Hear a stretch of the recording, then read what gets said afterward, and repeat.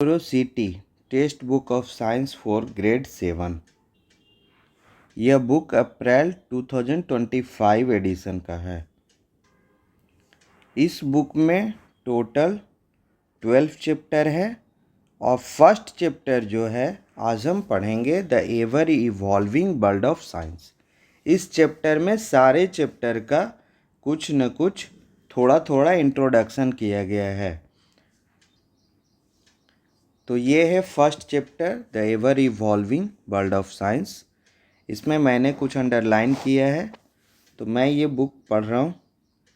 इसमें जो पढ़ाया गया है वो ये है कि साइंस का क्या इम्पोर्टेंस है और क्लास 7 में किस तरह से हम डीपर क्वेश्चन पूछ सकते हैं।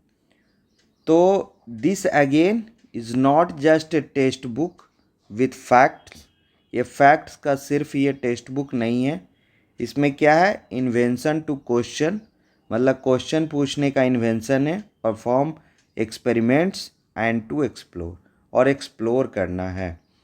इसमें हम लोग क्या देखेंगे, science covers everything, the world of science covers everything,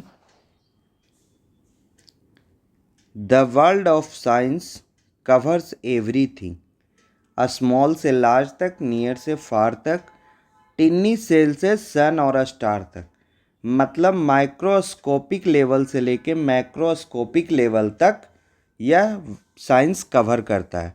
micro से लेके मैक्रो तक, मैक्रोस्कोपिक लेवल तक कवर करता है। हम क्या करेंगे, इस बुक में स्टार्ट करेंगे new adventure, challenge, thinking, expand your knowledge and you become an explorer. और कह रहा है कि इस बुक को पढ़ते पढ़ते आप क्या करेंगे, एक्सप्लोर करना सीख जाएंगे। यह सिर्फ फैक्ट की बुक नहीं है। जैसे फ्लाइट ऑफ बटरफ्लाई, ये क्या है, हमारे पेपर प्लेन से मिलता जुलता है। और इसी पेपर प्लेन से जब हम इस तरह के पेपर प्लेन बना के उड़ाते हैं बचपन में, तो उसी से हम लोग लर्निंग सीखे हैं फ्लाइट कैसे उड़ाया जाए। तो paper plane inspired real scientific exploration of flight. Early invention studying bird wings to modern engineers designing aircraft. Bird के जो विंग्स हैं उसी को देख के आज के मॉडर्न इंजीनियर डिज़ाइन कर रहे हैं क्या, एयरक्राफ्ट। अगर आप हायर लेवल में कभी नौकरी करेंगे तो कूलिंग टावर में, थर्मल पावर प्लांट में कूलिंग टावर होता है, उसमें फ़ैन लगा होता है जिसको शॉर्ट फॉर्म में सीटी कहते हैं। तो सीटी फैन में जो फ़ैन होता है उसमें भी क्या होता है, एरोडायनेमिक्स थ्योरी लगता है, और वो क्या है, बर्ड विंग से रिलेटेड है। तो इस प्रकार से हम लोग कह सकते हैं कि exploring new idea, discovering wonders and reaching for the sky, और हम लोग आकाश में पहुंच जाएंगे ये सब चीज़ें सीखते सीखते। एक्सप्लोरेशन क्या है, is not just about discovering new facts of learning. सिर्फ फैक्ट का लर्निंग नहीं है एक्सप्लोरेशन, यह नेचर के बारे में डिफरेंट डिफरेंट थिंग को समझना, एक्सप्लोर करना, और उस पर क्या करना, क्यूरियोसिटी के साथ क्वेश्चन पूछना। तो इसीलिए कहता है कि डीपर क्वेश्चन पूछना है ग्रेड 7 में। हाउ डू थिंग्स वर्क, चीज़ें किस प्रकार काम करती है। Why do events happen the way they do, घटनाएं उनके प्रकार से कैसे होती है। And what can we learn from the patterns that we see in the nature, और नेचर में जो एक पैटर्न है उसको देख के हम क्या लर्न कर सकते हैं। तो यही है एक्सप्लोर करना। फिर है कि science is as an on going process of discovery. यह क्या है, साइंस हमेशा on going process of discovery है। Science can play in addressing environmental challenge and help in creating a more sustainable world. यह सबसे इम्पॉर्टेंट पॉइंट है कि आपको इन्वायरमेंटल चैलेंज को भी एड्रेस करना है और सस्टेनेबल वर्ल्ड को भी क्रिएट करना है। साइंस एक प्रकार का टूल है, आप इसको यूज करके आप इन्वायरमेंट को ख़राब भी कर सकते हैं और अच्छा भी कर सकते हैं। तो हमने अभी तक साइंस का यूज करके इन्वायरमेंट को क्या किया है, बहुत ज़्यादा बर्बाद कर दिया है, ख़राब कर दिया है। तो अब उस इन्वायरमेंटल चैलेंज को क्या करना, एड्रेस करना है, उसको सुधारना है और सस्टेनेबल वर्ल्ड को क्रिएट करना है। क्या करना है, क्रिएट करना है सस्टेनेबल वर्ल्ड को, ताकि आगे आने वाले फ्यूचर में जो भी हमारे बच्चे हैं उनको वही दुनिया मिले जो आज हम यूज कर रहे हैं। शुद्ध हवा, शुद्ध खाना और सब कुछ हमको उनको इससे बेहतर देना है। तो इस प्रकार से सस्टेनेबल वर्ल्ड बनाना है। साइंस जो है, physics, chemistry, biology, earth science और भी बहुत सारे ब्रांचेज, डिफरेंट फील्ड के साइंस का क्या है, इंटरकनेक्शन है। क्या है, इंटरकनेक्शन है। Scientific idea in one area often inspire discovery in another. तो जब हम साइंटिफिक आइडिया अगर एक एरिया में आ रहा है तो उससे इंस्पायर होके हम दूसरे एरिया में उसका इस्तेमाल कर सकते हैं।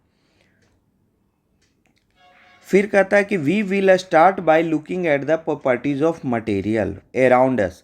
हमारे चारों तरफ जितने भी मटेरियल हैं उसका प्रॉपर्टीज़ क्या है, ये हमको क्या करना है। Mostly the things we experience but perhaps never ask question about why are some fruits sour. सब कुछ है हमारे अगल बगल में, लेकिन फिर भी हम क्वेश्चन नहीं पूछते हैं कि वाई आर सम फ्रूट्स सोर। ये 2, 3, 4 जो दिया गया है इसमें पूछे हुए क्वेश्चन का मैंने नंबरिंग किया है कि कहाँ कहाँ पे क्वेश्चन को पूछा गया है। जैसे ऊपर भी क्वेश्चन पूछा गया था, यहाँ पे हाउ डू थिंग्स वर्क, उसी प्रकार से यहाँ भी कह रहा है कि आप क्वेश्चन पूछिए कि वाई आर सम फ्रूट सोर, क्यों कुछ फल खट्टे होते हैं, उसका कारण क्या है। तो उसमें एसिडिक नेचर, तो यहाँ पे एसिड बेस का चैप्टर का एक इंट्रोडक्शन दिया है 2 क्वेश्चन पूछ के।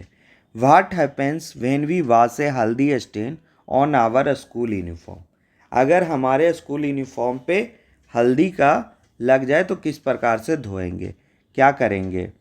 तो इस प्रकार के क्वेश्चन, मतलब एसिड बेस एंड साल्ट का यहाँ पे इंट्रोडक्शन दिया है कि आप सोचिए। उसी प्रकार से बोल रहा है कि बहुत सारे प्रॉपर्टीज़ ऑफ मटेरियल होते हैं। आपको ये एक टूल दे दिया गया है, आप एक के पास एक गैजेट है, एक बैटरी है, एक छोटा सा बल्ब है और इसमें करंट का इतना फ्लो नहीं होगा कि आपके छूने से करंट लग जाएगा। रियल जो करंट है उससे नहीं छूना है, सिर्फ सिंपल एक छोटी सी बैटरी और बल्ब को लेना है। अब इन 2 सिरा को ओपन रखिए और किसी भी अपने घर के किसी भी मटेरियल में दूर से तार पकड़ के टच कराइए ताकि आपको थोड़ा भी झटका ना लगे। तो इस प्रकार से आप अपने घर के बहुत सारे मटेरियल को आप चेक कर सकते हैं कि कौन सा मटेरियल में इलेक्ट्रिसिटी फ्लो करेगा और किससे हमें नहीं पता कि इसमें जो फ्लो कर रहा है इलेक्ट्रिसिटी है, वो भी एक चैप्टर है जो आगे पढ़ेंगे। और ये बल्ब ग्लो करने लगेगा, मतलब इलेक्ट्रिसिटी हम मान के चलेंगे कि फ्लो करने लगेगा। अगर आप इसमें मान लें कि मम्मी का बेलना रख दे तो फ्लो नहीं करेगा, चम्मच रख दिए मेटल है, फ्लो करेगा। उसी प्रकार से अगर आप दोनों सिरा पेंसिल का छील के ग्रेफाइट रख दें तो उससे भी क्या होगा, फ्लो करेगा। इस प्रकार से लकड़ी रख दें तो फ्लो नहीं करेगा, टेबल में टच कर दें फ्लो, बल्ब ग्लो नहीं होगा। तो इस प्रकार से आप मटेरियल बहुत सारे जो हैं उसको आप क्लासिफाइड कर सकते हैं। उस बेसिस पे मेटल और नॉन मेटल्स भी होते हैं और कंडक्टर और इंसुलेटर भी होंगे। जिससे फ्लो नहीं करेगा उसको इंसुलेटर कहेंगे और जिससे करंट फ्लो हो जाएगा उसको कंडक्टर कहेंगे। तो यहाँ पे मेटल और नॉन मेटल का क्लासिफिकेशन चैप्टर का इंट्रोडक्शन है। फिर आगे जब हम बढ़ेंगे तो फिर बोला जा रहा है कि we will explore what kind of changes happen around us. अब हमको चारों तरफ देखना है कि क्या हमारे चारों तरफ चेंज हो रहे हैं। कुछ चेंज रिवर्स्ड है और कुछ change can not be reversed. Reverse है, जैसे मैंने आइस अगर फ्रिज से बाहर निकाला वो मेल्ट हो गया और फिर से उस पानी को अगर हम फ्रीज में रख देंगे तो फिर से वो आइस बन जाएगा। ये रिवर्सिबल प्रोसेस है। लेकिन मम्मी ने खाना बना दिया, गैस जल गया, तो जो जल गया वो लौट के नहीं आएगा, तो वो इरिवर्सिबल प्रोसेस है। उसी को यहाँ पे दिखाया जा रहा है इस पिक्चर में कि 5 बच्चे बैठ के देख रहे हैं कि कैंडल जो है वो किस तरह से गल रहा है और धीरे धीरे धीरे धीरे वैक्स ड्रॉप कर रहा है। इसमें 2 प्रोसेस हो रहा है। इसमें क्या हो रहा है? 2 प्रोसेस हो रहा है। एक फिजिकल प्रोसेस हो रहा है और एक केमिकल प्रोसेस हो रहा है। जैसे पिघलना, मेल्ट होना, वैक्स का मेल्ट होना क्या है? फिजिकल प्रोसेस है। और जलना, लाइट देना, वो क्या है? केमिकल प्रोसेस है। तो आगे पढ़ेंगे कि कौन से प्रोसेस रिवर्सिबल है, कौन से प्रोसेस इरिवर्सिबल है, किसको हम देख सकते हैं प्रोसेस को, किस प्रोसेस को नहीं देख सकते हैं, कौन सा फिजिकल है, कौन सा केमिकल है, ये पढ़ना है। तो यहाँ पे फिजिकल और केमिकल चेंज के चैप्टर को इंट्रोड्यूस किया गया है। जैसे कुछ बैटरी रन आउट हो जाते हैं, तो कुछ बैटरी होते हैं, सारे बैटरी रन आउट नहीं होते, कुछ रिचार्जेबल बैटरी भी आने लगे। तो रिचार्जेबल बैटरी को हम रिचार्ज कर सकते हैं, वो भी कुछ ही साइकिल तक कर सकते हैं। 500 साइकिल तक कर सकते हैं, किसी को 1000 साइकिल तक कर सकते हैं। लेकिन जितनी भी मार्केट में बाज़ार में मिल रही है वो सब क्या है? बैटरी रन आउट हो जाती है। आइस मेल्ट हो जाता है वाटर में, फ्रूट राइपेंस हो जाता है। ये इरिवर्सिबल प्रोसेस है। मतलब कि ये चेंज हो गया तो फिर दोबारा हम बदल नहीं सकते।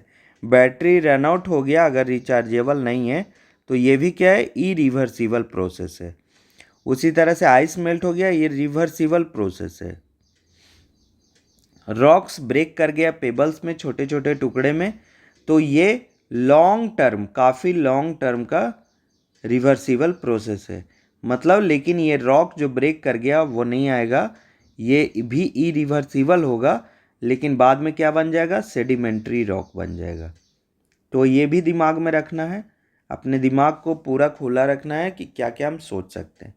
तो ये जो रॉक्स ब्रेक हुए हैं ये आगे जाके अगर कहीं इकट्ठे हो रहे हैं तो वहाँ पे सेडिमेंट्री रॉक्स बन सकता है।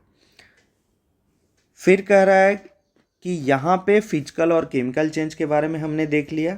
अब कह रहा है हीटिंग के बारे में कि अगर हीट का फ्लो हो तो क्या हो जाएगा।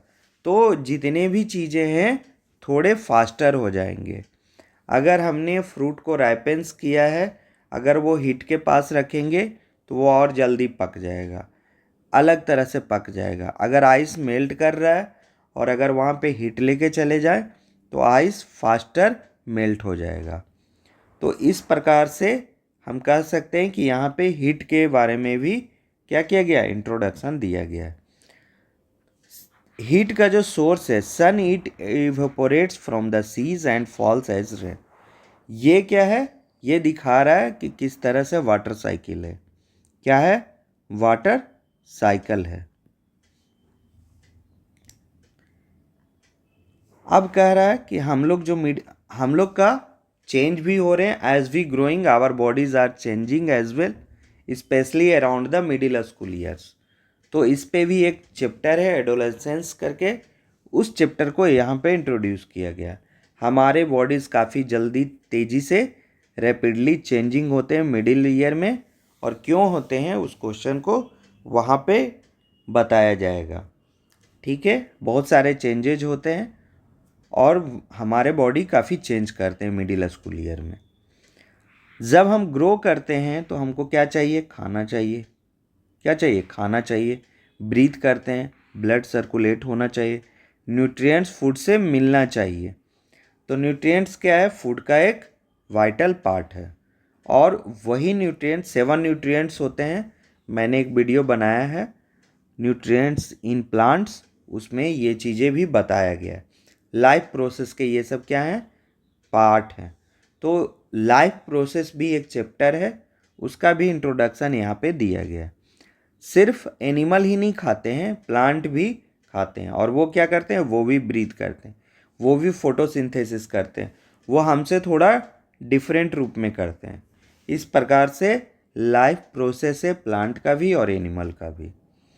अब हम बात कर रहे हैं प्लेनेट अर्थ के बारे में कि मतलब कि carefully balanced way our planet Earth it has figured out how to do this in a beautiful and carefully balanced way. Time के बारे में बात कर रहे हैं। क्या कर रहे हैं? बात कर रहे हैं टाइम के बारे में। हम लोग पहले क्या थे? अभी के डेट में इलेक्ट्रिक क्लॉक और डिजिटल वॉच है, लेकिन अर्ली ह्यूमन कैसे करते थे? तो shadow of object in the sun and used the shadow of object in the sun and use the position of the shadow to tell the time. मतलब कि shadow को देख के हम टाइम पहले बताते थे।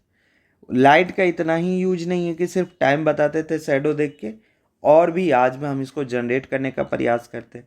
अगर घर में इलेक्ट्रिसिटी चली गई हो, लाइट चली गई हो, तो आपको कोई भी काम करने में मन नहीं लगेगा, कहीं भी कुछ दिखाई नहीं पड़ेगा।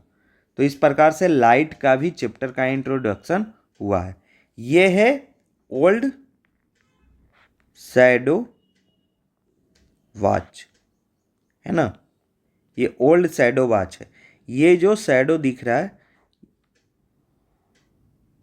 ये शैडो शार्पली सन के साथ क्या करेगा? मूव करेगा, कभी यहाँ, कभी यहाँ, कभी यहाँ, और ये जो लिखा हुआ है उससे क्या बताएगा? टाइम बताएगा। तो ये भी एक इम्पॉर्टेंट है। अब ये देखिए, यहाँ पे एक ही ऑब्जेक्ट रखा गया, ये मिरर है और ये भी मिरर है, और इस मिरर का इसमें भी, इस मिरर का यहाँ पे आ रहा है और इस मिरर का यहाँ पे आ रहा है, इसलिए ये ऑब्जेक्ट क्या लग रहा है? 4 टाइम्स लग रहे हैं। तो लाइट के बारे में दिया है, शैडो के बारे में दिया है, और अब हम पढ़ रहेंगे तो कह रहा है कि लाइट का और भी यूज है। जैसे शैडो बनता है, उसी तरह से सन और अर्थ के बीच में मून के आ जाने से मून का भी शैडो बनता है, जिसको हम लोग क्या कहते हैं? इक्लिप्सेस कहते हैं। क्या कहते हैं? इक्लिप्सेस कहते हैं। तो मून का जो शैडो बनता है उसको इक्लिप्सेस कहते हैं, और फिर मून और अर्थ के बीच में जब सन आ जाता है तो उसके भी इक्लिप्सेस बनते हैं। अर्थ आ जाता है, उसके भी इक्लिप्सेस बनते हैं। तो जितने भी कंडीशन है, तो लूनर इक्लिप्सेज और सोलर इक्लिप्सेज कहलाता है, और सोलर इक्लिप्सेज कहलाता है। तो इस चैप्टर का भी अर्थ, मून और सन के चैप्टर को भी इंट्रोड्यूस यहाँ किया गया है। अर्थ रोटेट करता है अपने एक्सिस के अराउंड, और moon goes around the earth, और अर्थ के चारों तरफ मून और अर्थ करते हैं सन के चारों तरफ। अपने एक्सिस पे भी रोटेट करता है, और अर्थ सन के चारों तरफ भी, सन के चारों तरफ भी रिवॉल्व करता है। क्या करता है? रिवॉल्व करता है। और खुद के एक्सिस पे जो रोटेट करता है उसको रोटेशन कहते हैं। तो एक रोटेशन हो गया और एक रिवॉल्यूशन हो गया। इस प्रकार से हम देख सकते हैं। तो like a scientist it is equally important to ask interesting question. Great scientist do not just answer question, they ask amazing ones. सिर्फ आंसर नहीं देते हैं, वो साइंटिस्ट होते हैं जो क्वेश्चन भी एराइज करते हैं। और ये बहुत इम्पॉर्टेंट है, जो लास्ट ईयर में भी था बुक में, to be a wise person you must be a wise person. अगर आप क्यों हमेशा पूछते रहेंगे अपने मन से भी, लोगों से भी, टीचर से भी, सीनियर से भी, तो आप ज़रूर एक दिन वाइज पर्सन बन जाएंगे। Look at the answer below. Your task is to come up with a curious, creative and fun question या situation that could lead to this answer. अब ये देखिए, यहाँ पे काफ़ी ज़्यादा क्वेश्चन आंसर दिए गए हैं, और आप इससे क्या कर सकते हैं? क्वेश्चन बना सकते हैं। तो ये आपको यहाँ आंसर दिया गया है, आप इससे क्वेश्चन फ्रेम करना। कब आंसर आप देंगे कि जस्ट ऐड सम मिल्क। तो इसमें बहुत सारे क्वेश्चन हो सकते हैं। जैसे आप मम्मी से पूछ सकते हैं कि मैंने मम्मी चाय पत्ती दे दी, पानी दे दी, चीनी दे दी, अब और क्या दूँ। तो मम्मी बोल सकती है जस्ट ऐड सम मिल्क। तो इस प्रकार के क्वेश्चन का कुछ क्वेश्चन इस प्रकार फ्रेम होगा, व्हाई डज माई सीरियल, मान ले कि आप कुछ खाना खा रहे हैं और बोल रहे हैं कि क्यों मेरा आज जो खाना खा रहे हैं सीरियल वो उसका टेस्ट सो प्लेन टुडे। ये क्वेश्चन करेंगे तो आपको आंसर खुद मिलेगा या कोई देगा, जस्ट ऐड सम मिल्क। फिर और दूसरा क्वेश्चन क्या कर सकते हैं आप,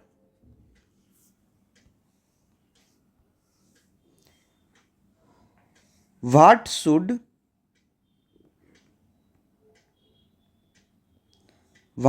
आई डू, मैं क्या करूं, इफ माई कॉफी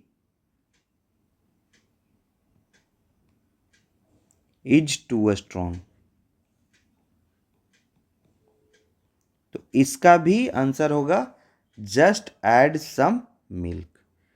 अब दूसरा क्वेश्चन बना फ्रेम करना, because the cat teeth were crooked, मतलब टेढ़ा मेढ़ा है।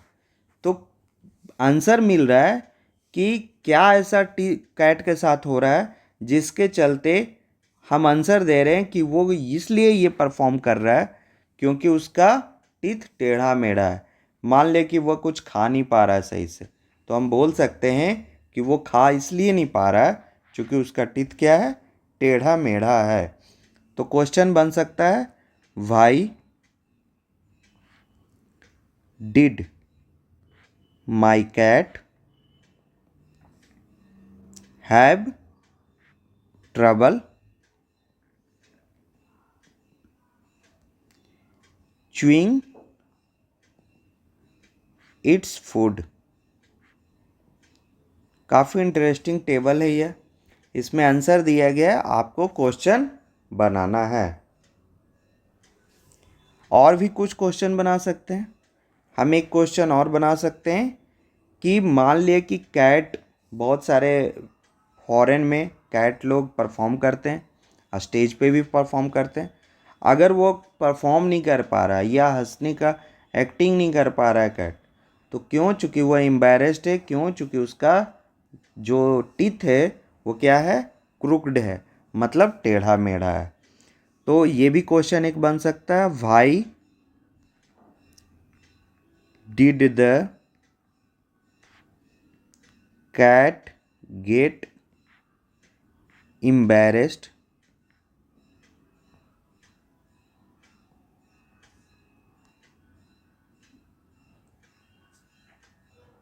embarrassed at the pet talent show।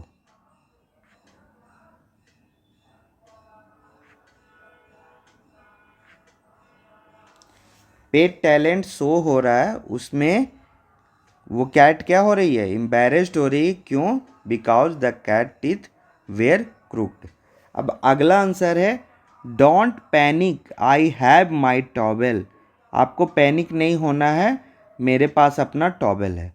तो अगर आप ऐसे सोचिए तो आप मान ले कि गए हैं किसी होटल में और आपका हाथ गंदा हो गया और जस्ट आपसे जो वेटर है वो बोला कि हम जस्ट टॉवेल लेके आ रहे हैं, तो आप क्या बोलेंगे, don't panic I have my towel.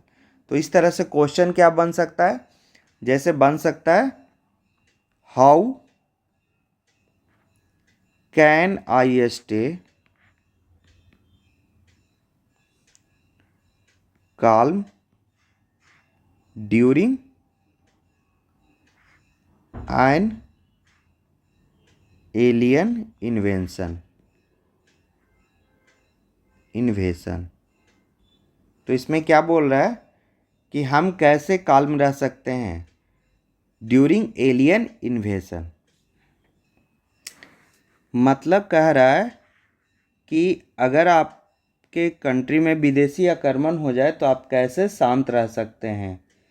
तो कोई कह रहा है कि don't panic I have my towel, मतलब कह रहा है कि मेरे पास टॉवेल है, हम पसीना पोंछ लेंगे। तो इस प्रकार से क्वेश्चन बन रहा है। और भी क्वेश्चन इसमें बना सकते हैं, इजी क्वेश्चन, जैसे व्हाट शुड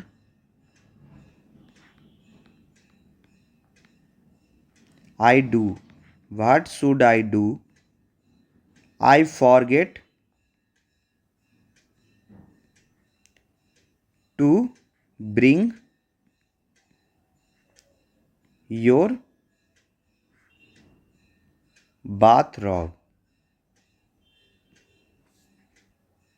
जैसे आप नहाने जा रहे हैं और आपसे कोई आदमी बोल रहा है, चाहे वो वेटर हो चाहे वो सर्वेंट हो, what should I do, I forget to bring your bathrobe. मतलब आपके नहाने के बाद मैंने तौलिया लाना भूल गया तो मैं क्या करूं। तब आप उसको क्या आंसर दे रहे हैं, don't panic I have my towel, मेरे पास टॉवेल है। अब ये 42 है, इसका आंसर बहुत, क्वेश्चन बहुत सारा हो सकता है, जैसे दिया ही है व्हाट इज 32 + 10, 30 + 12, इस तरह के क्वेश्चन बन सकते हैं। और भी अगर कुछ अच्छा बनाना तो जैसे आप मैथमेटिक्स पूछ सकते हैं लैंग्वेज में, इफ़ ए बॉक्स कंटेन्स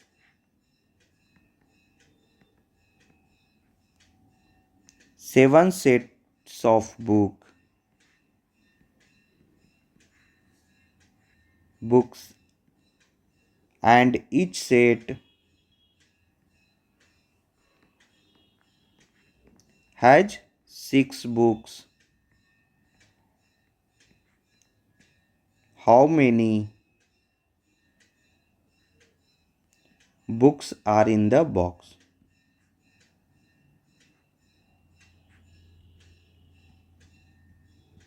तो ये क्या सिंपल मैथ है, एक बॉक्स है जिसमें 7 सेट ऑफ बुक्स है, एक सेट में कितने बुक हैं, 7 सेट है,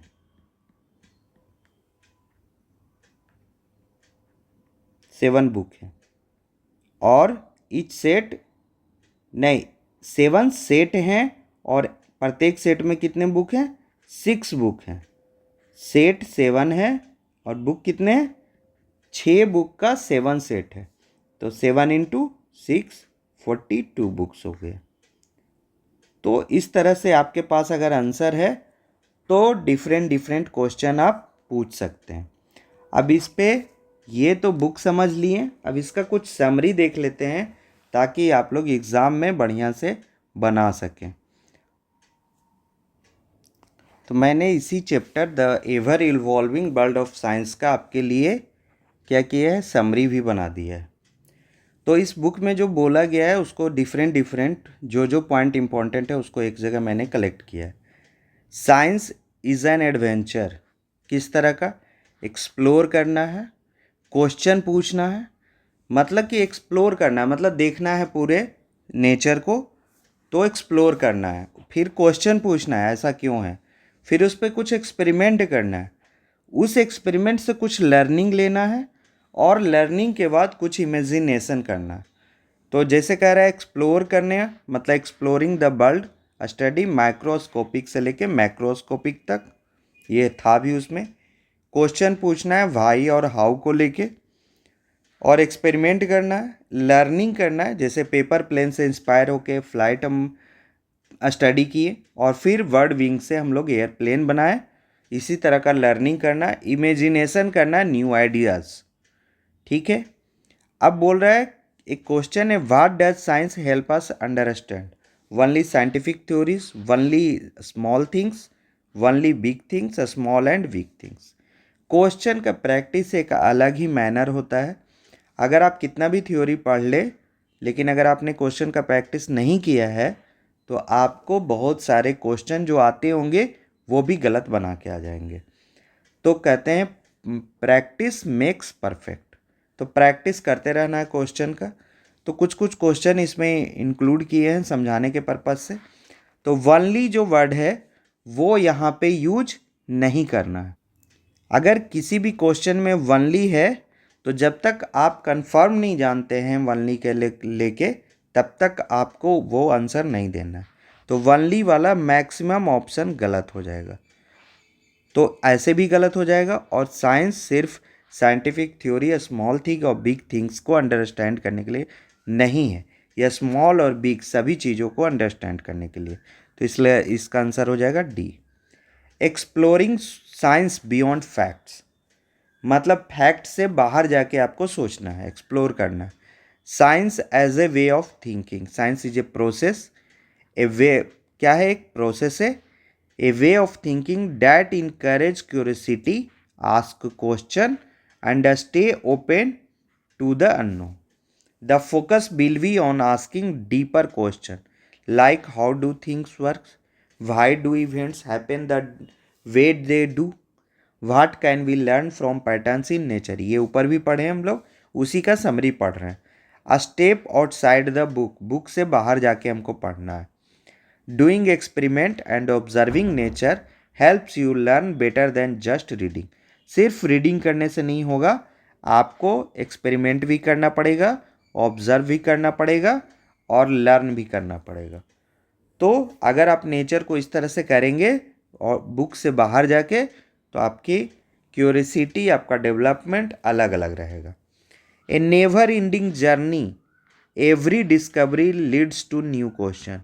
अगर कुछ डिस्कवरी हुआ है तो वो एक नए क्वेश्चन की शुरुआत हो जाता है। रिस्पॉन्सिबिलिटी टू नेचर, नेचर के प्रति भी रिस्पॉन्सिबिलिटी लेना है।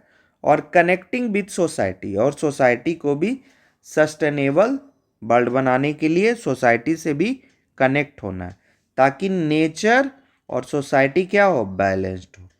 क्या हो, बैलेंस्ड हो। एक्सप्लोरिंग सब्सटेंसेज, जैसे हमने पूछा question, why are some fruit sour, what happens when we wash a haldi turmeric stain from our uniform. तो इस तरह से सब्सटेंस का मटेरियल क्यों सोर है, तो खट्टा है, उसमें टार्टेरिक एसिड है, साइट्रिक एसिड है, ऑक्जेलिक एसिड है, कुछ एसिड है जिससे वो फ्रूट क्या है, खट्टा है। मैलिक एसिड है, अगर एप्पल है तो उसमें मैलिक एसिड है, अगर मान लिया नींबू वगैरह है तो साइट्रिक एसिड है। और सोप क्या होते हैं, बेस होते हैं। उस पे हल्दी पे हम जब सोप को लगाते हैं तो वो क्या होता है, रेड कलर का हो जाता है और स्टेन को दूर करने का प्रयास करता है। एक्सप्लोरिंग प्रॉपर्टीज ऑफ मटेरियल, अगर आपको ये बल्ब दे दिया, स्विच दे दिया, आप चेक कर सकते हैं कि कौन मटेरियल कंडक्टर है और कौन मटेरियल इंसुलेटर है। तो आपको इलेक्ट्रिक बैटरी चाहिए, वायर्स चाहिए, लैंप चाहिए। डायरेक्ट इलेक्ट्रिक करंट में कोई भी बच्चे बल्ब को नहीं डालेंगे। This exploration help us to classifying material based on their properties like conductivity. तो उससे पता चलेगा कौन मेटल है।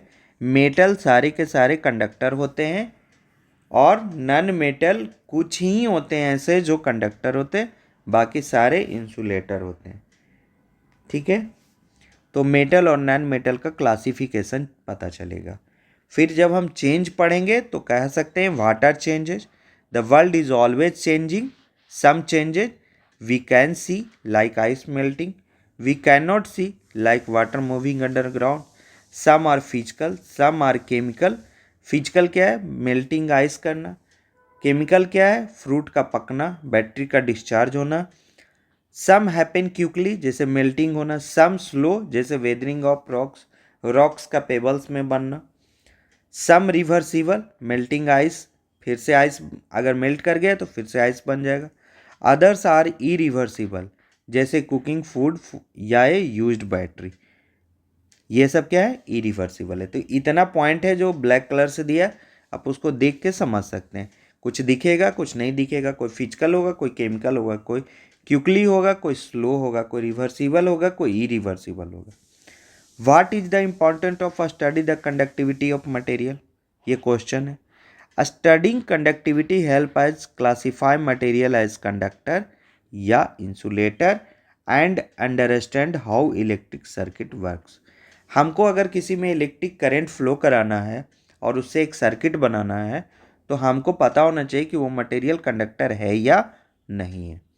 रोल ऑफ हीट क्या है, हीट ऑफ्टेन कॉजेज या speed ups changes in materials. Ice melt कर रहा है इनटू वाटर, अगर उसमें हीट लगा दे तो और जल्दी हो जाएगा। फ्रूट्स राइपनिंग है, अगर हीट लगा दे, हीट लगाने का इसमें अलग तरीका है, कुछ केमिकल यूज करके हीट लगा देते हैं। जो केले कच्चे केले होते हैं उसमें लगा होता है और वो जल्दी पक जाता है। रॉक्स ब्रेकिंग इनटू पेबल्स, अगर वो टूट रहा है, अगर उसमें हीटिंग कर दें तो और जल्दी टूटने लगेगा। तो इस तरह से हीट ट्रांसफ़र होता है। कंडक्शन, जिसमें टच करके हम कर सकते हैं। रेडिएशन, सन से बहुत दूर से, इसमें इलेक्ट्रोमैग्नेटिक वेव के थ्रू आता है ना, इलेक्ट्रोमैग्नेटिक वेव के थ्रू आता। और कन्वेक्शन जनरली क्या होते हैं, लिक्विड या गैस में होते हैं, लिक्विड एंड गैस में होते हैं। ये क्या करते हैं, पार्टिकल को जैसे ही एनर्जी मिलता है ये ऊपर मूव करते हैं, और इस प्रकार से जो ठंडा पार्टिकल होता है वो नीचे मूव करता है, तो एक सर्कुलर बनता है। हीट के चलते ही वाटर साइकिल होता है। The water cycle is a perfect example of how heat drives natural process. किस प्रकार से नेचुरल प्रोसेस को ड्राइव्स करता है। तो हीट से जो वाटर साइकिल डेवलप होता है उसमें क्या क्या प्रोसेस होता है। इवोपोरेशन, सन से हीट लेते हैं, वाटर ओशियन लेक्स और रिवर्स के इवोपरेट करते हैं। Condensation, water vapour cools in the atmosphere and forms cloud.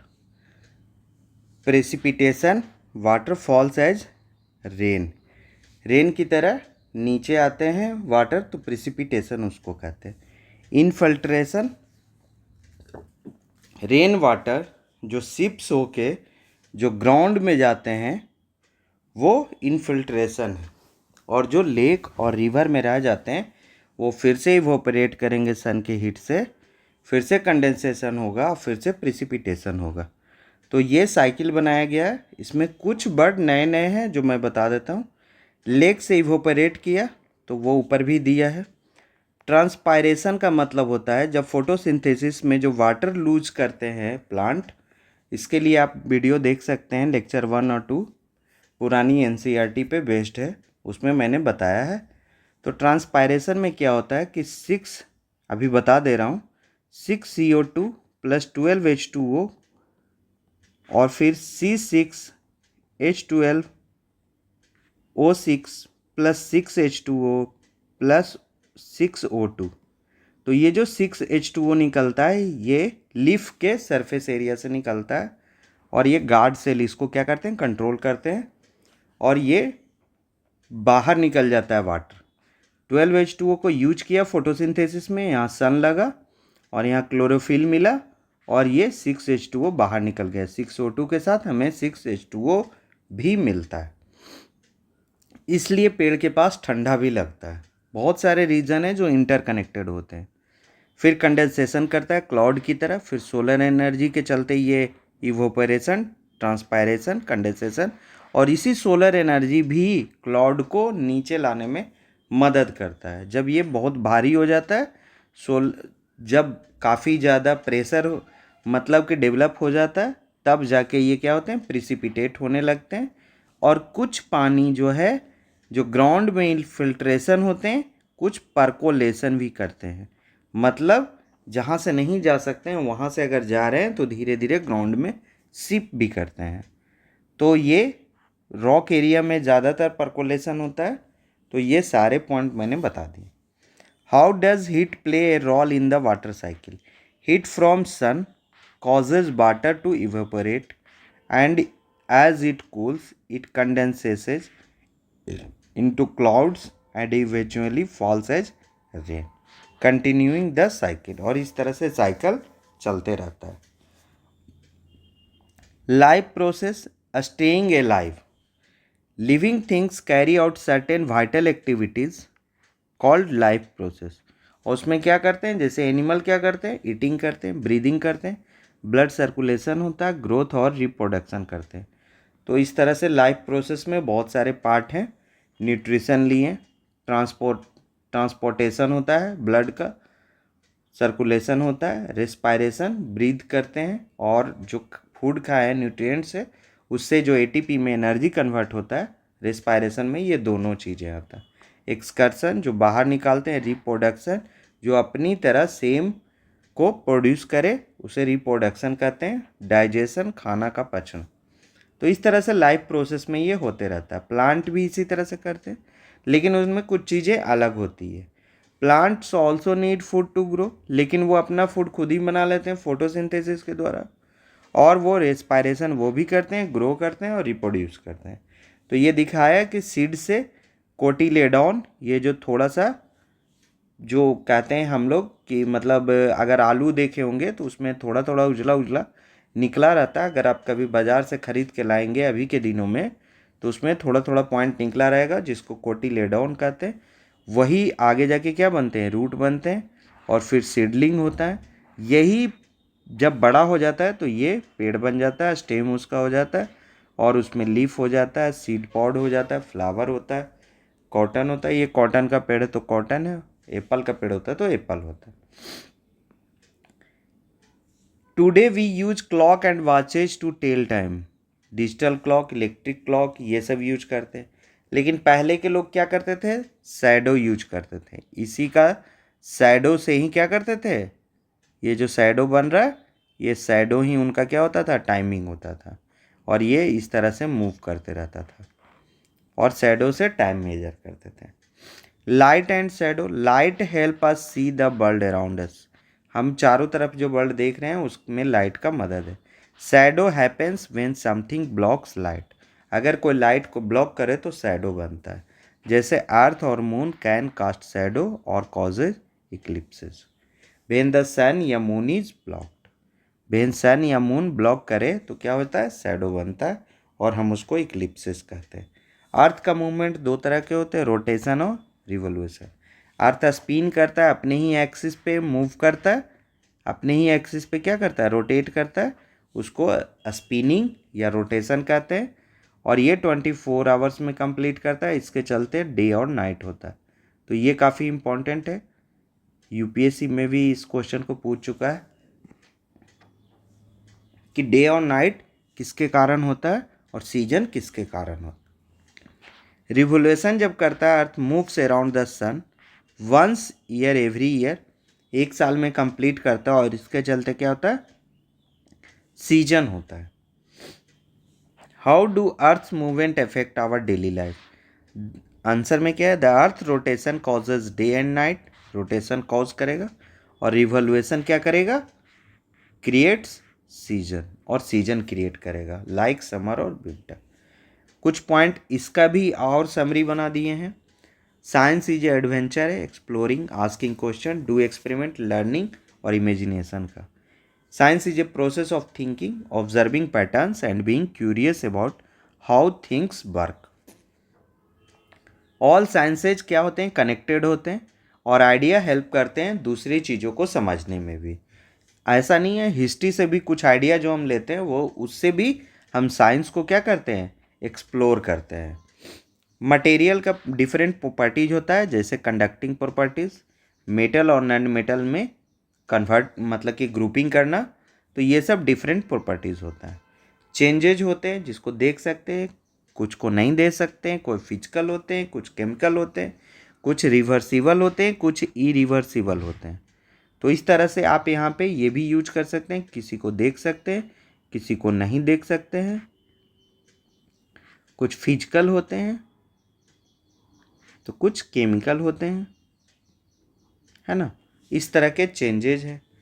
Heat causes a speed up changes like melting ice या evaporating water in water cycle. Water cycle में evaporate करने में अगर heat मिल रहा है तो ज़्यादा तेज़ी से होने लगेगा। लिविंग थिंग, ह्यूमन हो चाहे एनिमल्स हो चाहे प्लांट्स हो, go through changes and need process like eating, breathing to survive. Survive करने के लिए क्या करते हैं, कुछ चेंज करते हैं, कुछ प्रोसेस करते हैं, खाना करते हैं, रिस्पायरेशन करते हैं, एक्सकर्शन करते हैं, डाइजेशन करते हैं, ये सब उनका प्रोसेस है, ये जो लाइफ प्रोसेस का पार्ट है। Time is measured with clocks today but long ago people use shadow from the sun. Shadow को ही टाइम मानते थे। जैसे जैसे सन के साथ शैडो चेंज हो जाता था टाइम उनका चेंज होता था। Light help us see and understand the universe and shadow causes eclipses. The earth rotation causes day night, revolution causes season and moon's movement effect tides. ये इंपॉर्टेंट है। Tides moon के movement के चलते होता है और इक्लिप्सेज होता है। टाइड्स सन के चलते भी होता है। तो सन और मून दोनों के चलते टाइड्स भी होते हैं और इक्लिप्सेस भी होते हैं। मेरी बिटिया एक बार क्वेश्चन पूछ रही थी कि मून्स अगर ना हो तो क्या होगा। तो मून्स ना हो तो अर्थ पे कोई इफेक्ट ज़्यादा नहीं पड़ेगा, हमें एक मून दिखेगा नहीं, बहुत सारी हमारी पहेलियाँ गायब हो जाएगी, बहुत सारी कविताएं गायब हो जाएगी, और टाइड्स और इक्लिप्सेस तो ख़त्म हो जाएंगे और टाइड्स कम हो जाएंगे। ज्वार भाटा, जो बड़े बड़े ज्वार भाटा आते थे वो छोटे छोटे आने लगेंगे, वनली ड्यू टू सन। तो इस प्रकार से इसका मैंने समरी, आपका नोट्स, आप जो कह सकते हैं सब कुछ इसमें मैंने कंप्लीट कर दिया है। Thank you.